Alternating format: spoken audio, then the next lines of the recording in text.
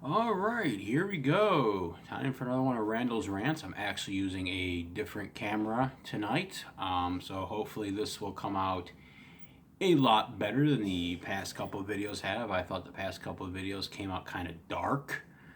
Was not a big fan. So the topic of tonight will be concentration camps. Yes, that is what people are tending to call the Trump camps now. They're calling them concentration camps. And I can see why. It's quite obvious why they're calling them concentration camps. People locked in cages, um, children torn from their mother and father. Kind of sounds like the concentration camps I've read about in history class. Now, you got a whole bunch of people that don't want to think that you can call them concentration camps because nobody's getting gassed. Well, the death camps, they came a lot later, okay? The Germans didn't just start off saying, oh, yeah, we're going to gas these people up. Yeah, throw in the death camps. No. And I think a lot of that comes from you got Trump supporters out there that just don't want to admit that this is what they voted for. This is what they chose to have run our country. Somebody who would put kids in camps, somebody who would take kids away from their parents just for crossing an imaginary line in the sand. That's what a border is. The only time you ever truly see a border is when you're looking at a map.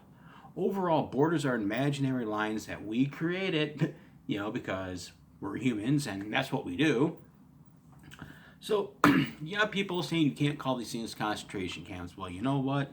George Takei, who was in a camp when our country decided to round up all the Americans that were Japanese Americans and throw them into internment camps.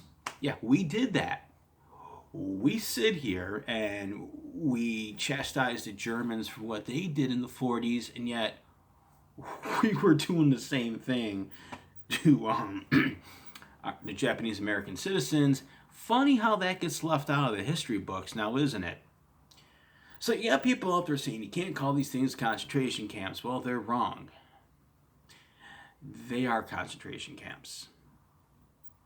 And that's something we got to be brutally honest about.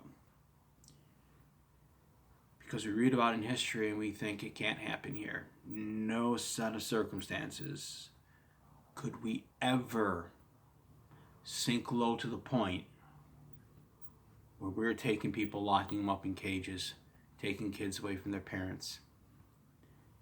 And it's interesting how we try to dehumanize them. We try to dehumanize them by calling them illegals, calling them border jumpers, fence jumpers, hordes of undesirables.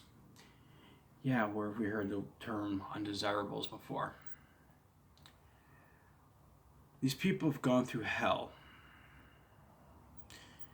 These people have endured horrors and torture that we can only imagine. We can't even begin to know what it's like. We can only imagine because we sit here in our soft palace, guarded by walls. Not literal walls, figurative walls. We wake up, and our biggest concern is, oh boy, I can't play Candy Crush on Facebook. So-and-so didn't give my picture enough likes. The people that are in these camps, and I'm going to call them camps. I'm not going to call them detention centers. I'm going to call them the Trump concentration camps. The people that are in these concentration camps have journeyed for miles, hundreds and thousands of miles. Maybe they watched somebody they love die during the journey, and all they can do is bury them in a shallow grave with maybe a couple sticks to mark as a headstone.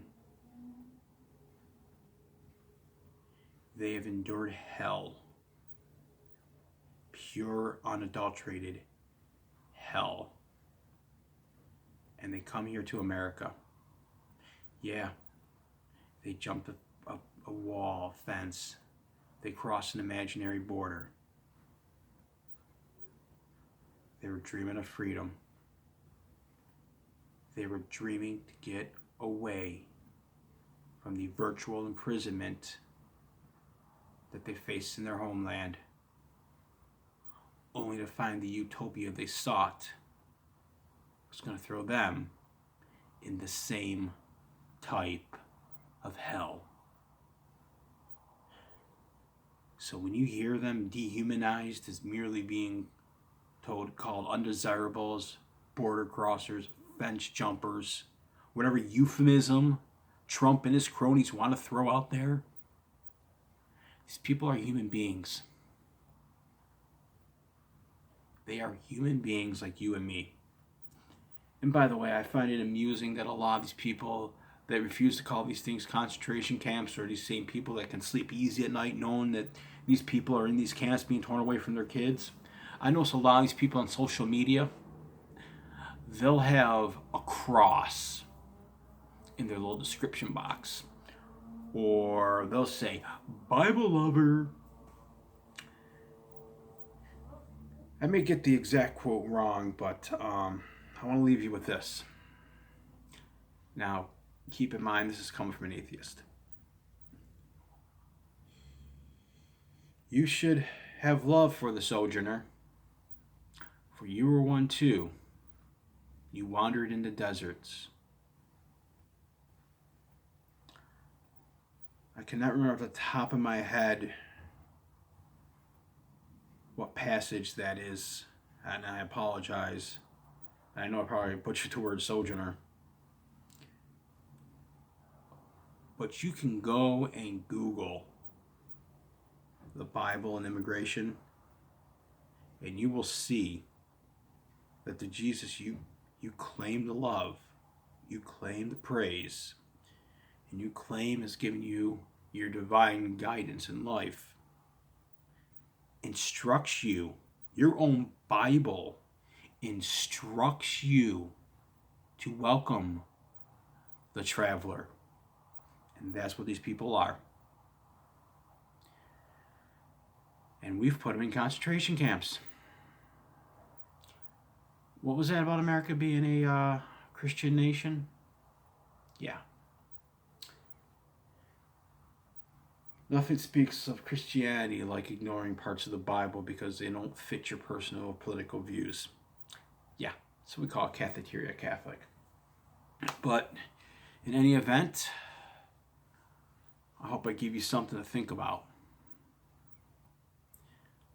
So next time you hear somebody dehumanize human beings that we have put in concentration camps, and I will keep using that term because that is the proper term, try to think what the hell these people have been through. Try to put yourself in their place. Try to imagine if you'd be successful in the journey. And remember, at the end of the day, when all the hyperbole is set aside, at the end of the day, we are putting human beings into concentration camps. That's all I've got for this video. See you next time.